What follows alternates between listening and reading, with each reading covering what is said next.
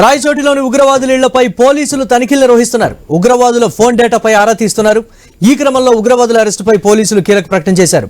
పేలుడు పదార్థాలకు సంబంధించిన వస్తువులు స్వాధీనం చేసుకున్నట్టు తెలుస్తోంది. నిందితుల నివాసాల్లో భారీ పేలుళ్లకు ఉపయోగించే పేలుడు పదార్థాలు, డిటోనేటర్లు, వాకీటాకీలు, పేలుడుకు వాడే వైర్లు లభ్యమైనట్లు సమాచారం. మరోవైపు మోస్ట్ వాంటెడ్ ఉగ్రవాదుల నుంచి కీలక ఆధారాలు సేకరిస్తున్నారు. 13 ఏళ్లుగా రాయచోటిలో టెర్రరిస్టులకు షెల్టర్ ఇచ్చిన వ్యక్తులపై ఆరా తీస్తున్నారు పోలీసులు.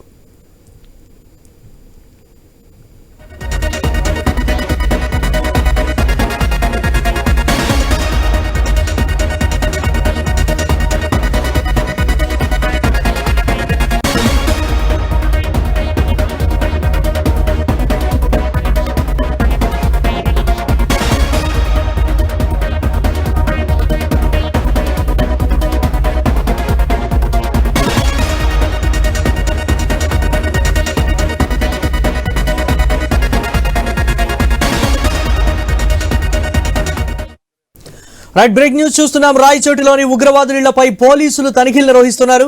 ఉగ్రవాదుల ఫోన్ డేటాపై ఆరా తీస్తున్నారు.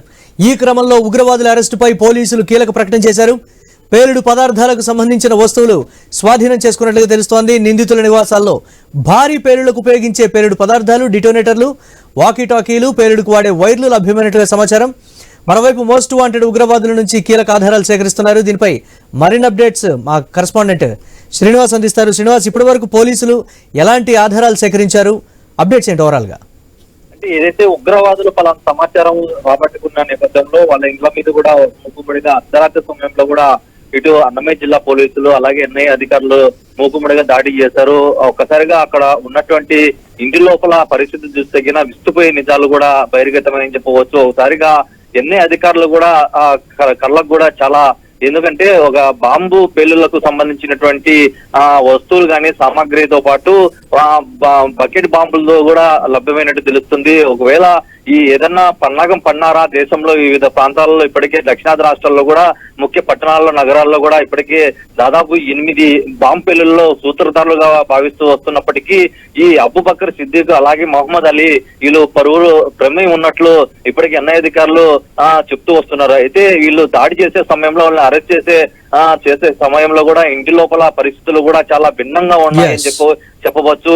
ప్రస్తుతం వాళ్ళకు లభ్యమైన ఆధారాల ప్రకారము వాళ్ళ వస్తువులు కానీ లేదంటే డేటా ప్రకారం కూడా మరికొంత సమాచారం కూడా సేకరించే పనిలో ఉన్నారు. ముఖ్యంగా ఈ రాయచోటి పట్టణంలోనే దాదాపు 5 సంవత్సరాల నుంచి ఎందుకున్నారనేది కూడా యాంగిల్లో చేస్తున్నారు. ఇప్పటికీ సుండిపల్లికి చెందినటువంటి ఒక మహిళను కూడా విచారిస్తున్నారు. ఎందుకంటే మహమ్మద్ అలీ అనే ఉగ్రవాది కూడా సుండిపల్లిలోనే వివాహం చేసుకున్నట్లు పోలీసుల విచారణలో తేలింది. ప్రస్తుతం రెవెన్యూ శాఖ అధికారులతో పాటు ఇటు పోలీసులు కూడా ఈ సుండిపల్లి పరిసర ప్రాంతాల్లో కూడా జల్లెడబడుతున్నారు. ఇక్కడ నిత్యం ఎవరితో టచ్ లో ఉన్నారు. ఇక్కడ నుంచి బెంగళూరుకు వెళ్లి వస్త్ర వ్యాపారంతో బెంగళూరు వెళ్లి అక్కడి నుంచి చీరలు కానీ లేదంటే బట్టలు తీసుకొని వచ్చి ఇక్కడ వ్యాపారం చేసుకునే వాళ్ళు కాదు. Right, thanks for update Srinivas.